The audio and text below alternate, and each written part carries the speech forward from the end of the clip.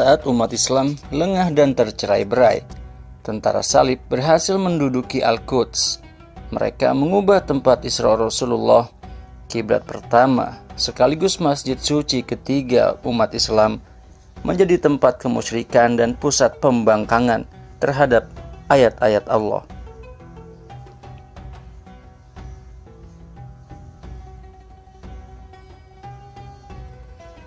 Kemudian Allah mengutus seorang pembaharu bagi agama Islam, sehingga berhasil menggantikan perpecahan umat dengan persatuan dan mengubahnya menjadi persatuan yang kuat dan kokoh.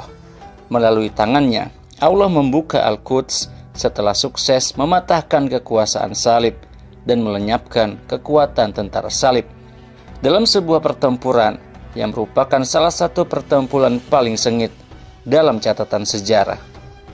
Betapa yang terjadi hari ini sangat mirip dengan kemarin, seolah-olah sejarah terulang kembali. Dan janganlah kalian berputus asa dari rahmat Allah, wala tai'asu mir rahmatillah. Inilah pertempuran Hattin. Bunuhlah kaum Sabi yang membawa ajaran sesat itu. Sungguh itu adalah kehendak Tuhan. Sungguh itu adalah keinginan Tuhan. Jika Anda berkeliling di negeri Syam pada abad ke-12 Masehi, maka Anda akan mendengar seruan-seruan itu diteriakkan dari benteng-benteng tentara salib. Kaum Sabi yang mereka maksud tidak lain adalah umat Islam. Namun pertanyaannya, apakah umat Islam menjadi daging empuk yang bisa disantap tentara salib dengan mudah? Inilah yang akan kita ketahui dalam video ini tentang pertempuran Hattin. Abad ke-11 Masehi. Saat itu benua Eropa berada dalam masa kegelapan dan terbelakang dari segi materi, peradaban, ekonomi, sosial, dan juga politik. Tanah yang dipenuhi dengan kebodohan, kesuraman, dan kemiskinan yang parah. Pada saat yang sama, Abu Rayhan Al-Biruni menjelaskan kepada umat Islam bagaimana proses terjadinya gerhana matahari, yaitu ketika bulan berjalan melewati garis antara bumi dan matahari, sehingga bulan menutupi cahaya matahari. Dan gerhana semacam ini tidak akan terus-menerus berlanjut dan tidak lebih dari 1 jam, karena bumi terus berputar. Oleh karena itu, Al-Biruni mengajak umat Islam untuk memikirkan keagungan ciptaan Allah dan mengajak mereka untuk melakukan sholat gerhana matahari. Tetapi di sisi lain, orang-orang di jalanan Eropa saling berteriak, "Hantu, hantu, hantu telah memakan matahari." Di barat Eropa mereka bersembahyang, dan di timur Eropa mereka berdoa kepada Maryam agar hantu itu dijauhkan dari matahari. Begitulah gambaran tentang kemajuan umat Islam dan keterbelakangan Eropa. Anak-anak dari para pemimpin di Eropa pergi ke Andalusia untuk belajar, karena di negeri mereka tidak dijumpai sekolah-sekolah yang mengajarkan ilmu pengetahuan selain sekolah keagamaan dan ketuhanan. Saat kembali dari sekolah di Andalusia, mereka pun menambahkan kosakata bahasa Arab di dalam obrolan mereka dengan rekan sejawat mereka, agar mereka tampil dengan gaya orang terpelajar dan beradab yang telah menimba ilmu di pusat pengetahuan di Andalusia. Bahkan Paus mengeluhkan para pemuda Eropa yang mengikuti umat Islam dalam bahasa dan gaya hidup mereka, di mana mereka mengenakan pakaian dan sorban khas Andalusia. Paus menegaskan bahwa hal ini adalah bentuk kekufuran dan ajaran sesat. Jika kita melihat kondisi umat Islam sekarang, maka kita akan menyadari bahwa orang yang kalah akan mengikuti orang yang menang dalam segala hal, sebagai bentuk kebanggaan atas kekuatan, kemajuan, dan keilmuan. Kondisi ekonomi di Eropa bisa digambarkan dengan adanya beberapa raja yang diikuti oleh para pemimpin wilayah, yaitu kaum feodal. Setiap pemimpin menguasai wilayah pertanian tertentu yang dikelola oleh para petani dengan sistem paksa seperti budak, dengan cukup memberi makan sebagai upah. Sementara kalangan masyarakat yang lain mengekor kepada pemimpin tertentu. Secara umum, masyarakat Eropa berada dalam kemiskinan yang tak terperikan. Di kalangan perempuan Eropa, dikenal sebuah nyanyian yang mereka bawakan untuk mengantarkan anak-anak mereka tidur. Orang-orang Eropa saat itu mengharapkan kematian untuk anak-anak mereka, agar dapat terhindar dari apa yang kelak akan mereka temui dalam kehidupan yang sangat sulit tersebut. Inilah ringkasan yang jelas tentang kondisi kemiskinan dari para petani dari kalangan rakyat jelata di Eropa pada abad pertengahan.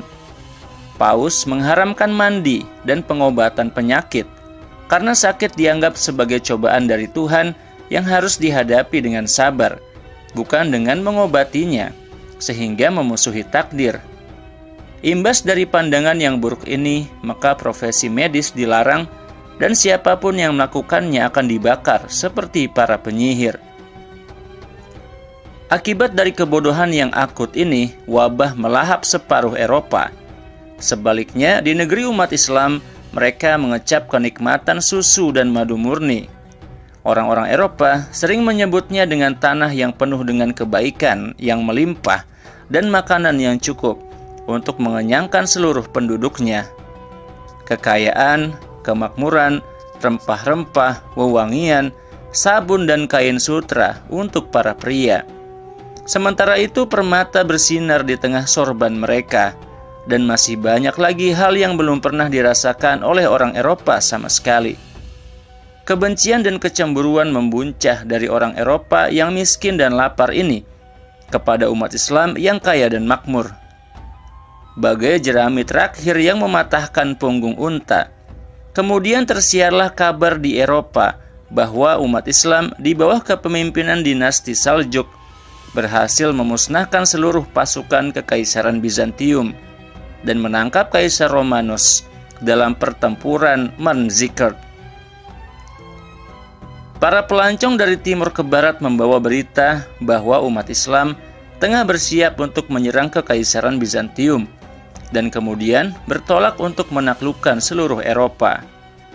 Dengan begitu, ketakutan dan kebencian orang Eropa kepada umat Islam pun semakin membuncah. Di momen itulah Paus Vatikan Urbanus II menyerukan perang salib. Maka terjadilah perang salib pertama yang melintasi Selat Bosporus dengan menggunakan kapal-kapal Bizantium. Mereka membuat kesepakatan dengan Bizantium bahwa setiap kota yang berada di bawah kekuasaan Bizantium dan berhasil direbut umat Islam akan dikembalikan kepada Bizantium. Akhirnya Bizantium berhasil merebut kembali Nikea dengan bantuan tentara salib. Kemudian mereka bergerak menuju Syam di tengah kelengahan umat Islam. Saat itu situasi politik dari para pemimpin umat Islam sangat buruk. Kesultanan Saljuk Rum menyembunyikan niat jahat kepada Kekaisaran Saljuk Raya di Khurasan. Sementara itu, dinasti Fatimiyah di Mesir menaruh dendam kepada dinasti Abbasiyah di Irak. Semua negara lemah dan menginginkan kekhilafahan untuk diri mereka sendiri, layaknya pepatah Arab, bagai bara berkobar yang tertutup abu. Kemudian tentara salib bergerak dan memasuki negeri Syam.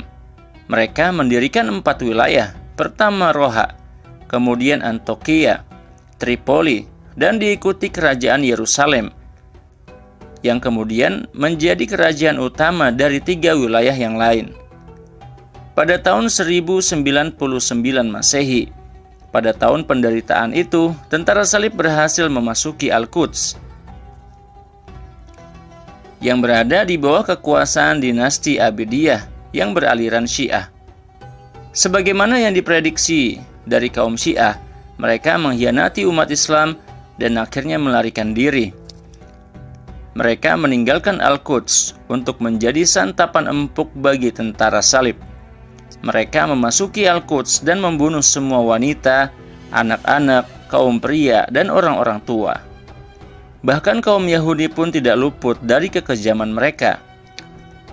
Begitu juga dengan saudara-saudara mereka sendiri dari golongan Kristen Ortodoks yang diperlakukan dengan sangat keji. Mereka tidak membiarkan seorang pun hidup, kecuali dari golongan Katolik. yang saat itu jumlahnya puluhan orang dari jumlah keseluruhan 30.000 orang yang tinggal di Al-Quds. Maka korban yang mereka bantai berjumlah sekitar 30.000 orang. Darah mereka yang terbunuh memenuhi jalan-jalan di Al-Quds. Namun anehnya saat Anda membaca tulisan Raymond de Saint-Gilles, sejarawan Perang Salib I, Anda akan mendapatinya begitu membanggakan kebrutalan dan kesadisan tentara salib. Dia menggambarkan keindahan pemandangan, sebagaimana ungkapannya. Baginya itu sungguh pemandangan yang luar biasa, saat darah mengaliri jalan-jalan dan gang-gang di Al-Quds, hingga sampai ke atas kuku-kuku kuda. Darah mengalir bak sungai di jalanan. Bahkan para prajurit susah berjalan karena banyaknya darah. Kemudian mereka menggambarkan umat Islam sebagai teroris. Demi Tuhan, sesungguhnya teror dalam semua tindakan mereka tersebut tertulis di setiap halaman sejarah kelam mereka. Keadaan memprihatinkan ini terus berlanjut selama 45 tahun, sampai seorang muslim keluar dengan membawa pedang. Dia memulai perjuangan dari dirinya sendiri di tengah kelengahan para pemimpin muslim. Dia adalah seorang mujahid, Imaduddin Zanki, Amir wilayah Mosul. Dengan bantuan dari para penguasa Saljuk Rum, Imaduddin Zanki mulai bergerak dan berhasil menggulingkan wilayah Roha. Hal itu merupakan kekalahan berat pertama tentara salib setelah memasuki negara Islam. Tetapi kemudian tangan pengkhianatan dan pembelotan menyulitkan Imaduddin Zanki. Para pengkhianat tersebut adalah golongan Syiah yang buruk. Mereka berhasil membunuh Imaduddin Zanki. Tahta kerajaannya diberikan kepada putranya, Pangeran Nuruddin Mahmud, yang terkenal dengan sebutan Nuruddin Zanki. Dialah yang membawa obor jihad melawan tentara salib. Sang pangeran menggabungkan wilayah Aleppo ke dalam kekuasaan Mosul untuk meningkatkan kekuatannya melawan tentara salib. Pangeran Nuruddin Zanki ingin mempersatukan umat Islam demi membebaskan Al-Quds dari cengkraman tentara salib. Saat itu tentara salib membuat kesalahan besar. Mereka bergerak dengan menunggang kuda untuk menduduki Damaskus, sehingga Mu'inuddin Anras al-Jauki tidak punya pilihan selain meminta bantuan Pangeran Nuruddin Zanki. Akhirnya Nuruddin bergegas pergi untuk melindungi Damaskus. Setelah tentara salib mengetahui bahwa pasukan berkuda Nuruddin Zanki menjaga tembok Damaskus, mereka segera menarik diri darinya karena takut terjadi pertempuran. Setelah itu Nuruddin Zanki menggabungkan Damaskus dan sekitarnya dalam kekuasaannya. Dengan begitu, kekuatannya meliputi Syam, Mosul, dan Irak Timur. Sementara itu, seorang pemimpin tentara salib bernama Amauri mengirim pasukan untuk merebut Mesir di saat dinasti Fatimiyah sangat lemah. Ketika itu, ada dua menteri yang saling memperebutkan kepemimpinan di Mesir, yaitu Syawar bin Mujir as-Sa'di dan Dirgham. Dirgham meminta bantuan tentara salib untuk membantunya mengambil alih kekuasaan Mesir. Maka Syawar tidak menemukan kekuatan untuk berlindung kecuali kekuatan Nuruddin Mahmud Zanki di Syam. Syawar pun mengirim surat kepada Pangeran Nuruddin atas nama Khalifah Fatimiyah Syiah di Mesir. Dia mengatakan bahwa Khalifah adalah keturunan Nabi Muhammad, lebih tepatnya keturunan dari Husain bin Fatimah Az-Zahra. Syawar juga mengirimkan seikat rambut bersamaan dengan surat itu. Dia kemudian berkata, "Ini adalah seikat rambut dari rambut putri-putri Rasulullah. Wahai Pangeran Mahmud, aku berharap engkau tidak membiarkannya dinodai oleh tentara salib." Maka mata Nuruddin berkaca-kaca membaca surat itu. Dia berseru kepada para panglimanya untuk segera menyiapkan tentara. Nuruddin mengirim 3 pasukan militer ke Mesir. Pasukan ini dipimpin oleh salah satu panglima terbaik, yaitu Asaduddin Syirkuh, yang berhasil mengalahkan panglima tentara salib Amauri dan menumpas tentara salib. Dan sebagai hadiah dari kemenangan besar ini, Khalifah Fatimiyah memberikan posisi wazir Mesir kepada Syirkuh. Namun Asaduddin Syirkuh jatuh dari kudanya dalam salah satu perjalanannya. Dia pun meninggal akibat peristiwa tersebut. Kemudian Nuruddin menyerahkan kepemimpinan Mesir kepada salah satu pembantu terbaik Asaduddin Syirkuh. Meskipun orang yang dipilihnya itu masih muda, tetapi dia adalah seorang pejuang gigih dan ahli strategi perang yang luar biasa, tidak ada tandingannya. Dia adalah keponakan dari Asaduddin Syirkuh, pemuda berusia 34 tahun. Itulah pahlawan kita dalam cerita kali ini. Dialah An-Nasir Yusuf Salahuddin Al-Ayyubi. Dia adalah seorang anak terberkati dari kedua orang tua yang terberkati. Beberapa sumber menyebutkan bahwa ayahnya Najmuddin Ayyub sudah lama mencari seorang istri yang akhlak dan agamanya baik, agar dapat melahirkan anak yang dididiknya untuk mencintai agama dan jihad. Dia bernazar kelak putranya akan didedikasikan untuk menolong agama dan membebaskan Baitul Maqdis. Dia terus mencari sosok perempuan ideal itu sampai-sampai dia telat menikah. Hingga akhirnya dia menemukan seorang budak perempuan yang memiliki cita-cita sama. Maka Allah mempertemukan mereka berdua dan dikaruniai seorang putra yang baik. Najmuddin Ayyub berusaha keras mendidiknya untuk mencintai agama, pertempuran, dan sifat patriotisme. Sultan Salahuddin adalah pahlawan pembebas Baitul Maqdis. Hal pertama yang dilakukan Sultan Salahuddin setelah mengambil alih kepemimpinan Mesir adalah mencopot Khalifah Syiah dan mengembalikan Mesir kepada Islam Sunni dengan menjadikan Mesir sebagai wilayah di bawah kekuasaan Nuruddin Zangki di Syam. Sultan Salahuddin menjadikan kepatuhan hanya kepada Khalifah Abbasiyah di Baghdad. Dengan begitu, harapan Nuruddin Mahmud Zangki terwujud dan akhirnya Mesir bersatu dengan Syam dalam menghadapi tentara salib. Ketika tentara salib mengetahui persatuan ini, mereka bergegas menghadap Nuruddin Mahmud Zangki untuk meminta gencatan senjata. Sebab mereka menyadari bahwa mereka tidak punya jalan keselamatan selain itu. Karena dipastikan tentara Islam akan berbaris ke arah mereka dan mengepung mereka dari segala penjuru. Pangeran Nuruddin Zangki menyetujui permintaan gencatan senjata itu demi melakukan persiapan penuh untuk membersihkan Syam dari tentara salib setelah berakhirnya masa gencatan senjata yang disepakati. Namun sayang, pada masa persiapan itu, Nuruddin Zangki meninggal. Seorang pejuang hebat yang membawa panji jihad melawan tentara salib. Jika bukan karena dia, Damaskus, ibu kota Syam, pasti sudah jatuh ke tangan tentara salib. Semoga Allah memberikan rahmat kepadanya dan kepada semua mujahid yang berjuang bersamanya. Nuruddin Mahmud Zangki mewariskan singgasananya kepada seorang anak kecil yang tidak mampu berbuat apa-apa, sehingga para amir bersaing memperebutkan tahta kerajaan. Mereka saling berperang di tanah Syam, sehingga membuat resah Salahuddin. Karena hal itu akan membuat wilayah Syam kembali tercabik-cabik, dan upaya bertahun-tahun menyatukan barisan umat Islam akan terbuang sia-sia.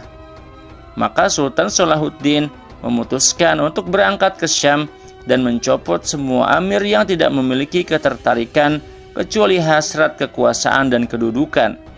Sultan Salahuddin menggabungkan Syam di bawah pemerintahannya, sehingga dia menyatukan Syam dan Mesir dalam satu kekuasaan. Maka lahirlah dinasti Ayyubiyah di Mesir, Syam, dan Irak. Sejak saat itu, dimulailah persiapan nyata Sultan Salahuddin untuk membebaskan negeri Islam dari cengkeraman tentara salib. Pada waktu itu bencana hebat menerpa tentara salib dalam menghadapi kaum muslim, yaitu adanya perbandingan jauh yang dimiliki oleh prajurit terlatih muslim di atas tentara salib. Hal ini terlihat jelas dalam peristiwa pembebasan Sultan Salahuddin terhadap kota Gaza dari tangan tentara salib, di mana pasukan muslim di bawah Panglima Sultan Salahuddin berhasil menumpas tentara salib yang membangun perkemahan militer di kota Gaza. Mereka sukses membebaskan kota ini setelah tentara salib mendudukinya lebih dari 70 tahun lamanya. Selanjutnya terjadi ujian kedua yang menegaskan kekuatan pasukan Sultan Salahuddin bagi tentara salib dan umat Islam, yaitu pertempuran Hama yang terjadi antara Sultan Salahuddin dan Raimund III, pangeran wilayah Tripoli. Pasukan Raimund berhasil ditumpas dalam pertempuran tersebut, sampai-sampai wilayah itu benar-benar kosong. Korban yang tewas mencapai ribuan. Raimund adalah pangeran terpandai dari 3 pangeran wilayah Kristen yang tersisa. Dia menyadari betul bahwa lebih baik dia melakukan gencatan senjata dengan Sultan Salahuddin. Dia pun menasihati Raja Kerajaan Yerusalem, Baduin IV, putra Raja Amori I, untuk segera melakukan gencatan senjata dengan Sultan Salahuddin. Hal ini terjadi pada tahun 1181 Masehi. Gencatan senjata berlangsung selama 6 tahun. Raja Baduin IV menerima nasihat Raimund III dan akhirnya melakukan gencatan senjata. Namun Baduin IV mati karena penyakit kusta. Dia adalah seorang pemuda yang tak punya anak, sehingga keponakannya, Baduin V, putra dari putri Sibilla, mengambil alih kekuasaan. Baduin V adalah seorang anak laki-laki berusia 8 tahun dan juga menderita kusta seperti pamannya. Dia menduduki tahta kerajaan selama beberapa minggu dan mati karena penyakitnya. Saat itu kekuasaan atas kerajaan Yerusalem dipersengketakan oleh 2 pemimpin senior. Mereka adalah Raimund III, pangeran Tripoli. Dia adalah orang yang cerdas dan lihai, dalang di balik tentara salib. Dia adalah sosok terpenting di dalam lingkup kekuasaan salib. Sementara pemimpin kedua adalah Guy de Lusignan, suami putri Sibilla yang sekaligus saudari kandung Baduin IV dan juga ibunda dari Baduin V. Namun Guy de Lusignan adalah sosok yang sangat dibenci di kalangan tentara salib. Maka dari itu, orang-orang terdekat dalam kerajaan berupaya membujuk Sibilla agar menyingkirkan Guy de Lusignan dari tahta dan mereka akan menerima Sibilla sebagai ratu dan siap melindungi kekuasaannya dengan syarat Sibilla menceraikan Guy de Lusignan dan menikah dengan siapapun yang dia sukai. Sayangnya Sibilla menipu semua orang. Dia memberitahu mereka bahwa dia akan menceraikan Guy de Lusignan dan menasbihkan dirinya sebagai ratu. Akan tetapi pada saat upacara penobatan, semua orang terkejut saat melihat Sibilla menyerahkan tahta kepada suaminya Guy de Lusignan. Peristiwa itu bagaikan petir yang menyambar seluruh hadirin. Raimund III sangat marah karena dia berambisi merebut tahta kerajaan. Dia pun mengatakan dalam satu ungkapan yang terkenal, "Pada masa krisis seperti ini, saat musuh sedang mengintai kita dengan taringnya yang tajam, datang satu orang bodoh ini naik tahta kerajaan Yerusalem. Yang dimaksud dengan musuh bertaring tajam adalah Sultan Salahuddin Al-Ayyubi. Sebelumnya telah terjadi kesepakatan gencatan senjata antara Sultan Salahuddin dan tentara salib. Semua pihak bertanya-tanya, mengapa Sultan Salahuddin menerima gencatan senjata selama 6 tahun? Meskipun kekuatannya sudah diakui oleh musuh-musuhnya. Ini adalah keputusan strategis yang sangat bijaksana, karena Sultan Salahuddin memastikan bahwa di masa gencatan senjata ini, kekuatan tentara salib tidak akan bertambah banyak. Sebaliknya, kekuatan mereka semakin runtuh akibat perang saudara yang berkobar antara Raimund III dan Guy de Lusignan. Sultan Salahuddin memanfaatkan tahun-tahun gencatan senjata ini dan bersiap untuk menyatukan dunia Islam. Dia mulai mempererat kendalinya atas tanah Irak setelah adanya intrik dan konspirasi yang muncul di sana. Akhirnya dia mendapatkan apa yang dia inginkan atas karunia Allah. Dia berhasil memperkuat kekuasaannya di sebagian besar wilayah Irak. Pasukannya mencapai jumlah dan perlengkapan yang sangat banyak setelah menguasai tanah yang kaya tersebut. Pada tahun 1186 Masehi, salah seorang pemimpin tentara salib melakukan sebuah kesalahan besar yang menyebabkan batalnya gencatan senjata dengan Sultan Salahuddin. Pemimpin itu bernama Renaud de Chatillon. Namanya dinisbatkan kepada kota kelahirannya, Chatillon. Dalam sumber-sumber Islam, dia dikenal dengan nama Arnad atau si pencuri, karena dia memutuskan untuk menyerang Makkah dan Madinah serta merampas barang-barang milik jamaah haji. Ketika Sultan Salahuddin mendengar berita tersebut, dia memerintahkan armada lautnya di Mesir untuk bergerak ke pelabuhan Jeddah dan melindungi seluruh pantai Hijaz dari pemimpin bodoh tersebut. Panglima Angkatan Laut Husamuddin Lu'lu bertolak ke Laut Merah dan mengepung kapal-kapal Arnad. Husamuddin Lu'lu berhasil membunuh sebagian besar pasukan Arnad.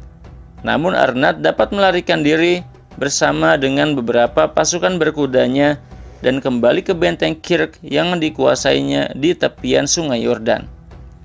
Saat Husamuddin menyampaikan berita kepada Sultan Salahuddin tentang keberhasilannya mengamankan tempat-tempat suci, hilangnya bahaya darinya, dan berita bahwa ia berjaya memusnahkan semua tentara salib di Laut Merah dan menawan 300 tentara salib.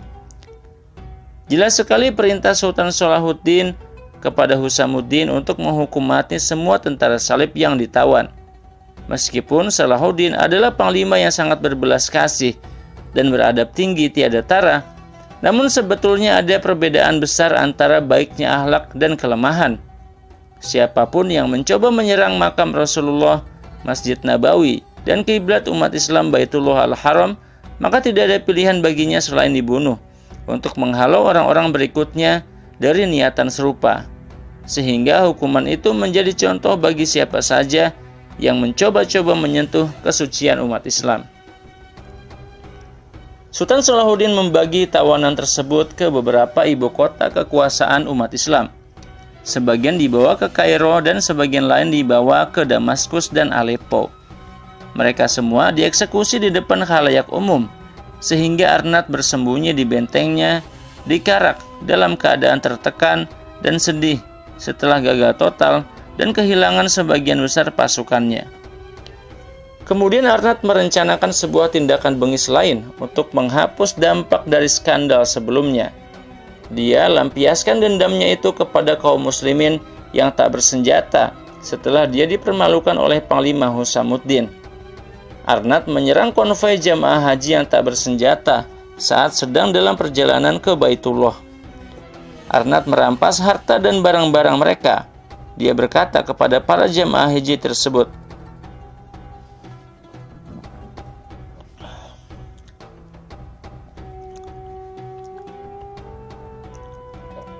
"Panggillah Muhammad kalian supaya dia bisa menyelamatkan kalian dari tanganku."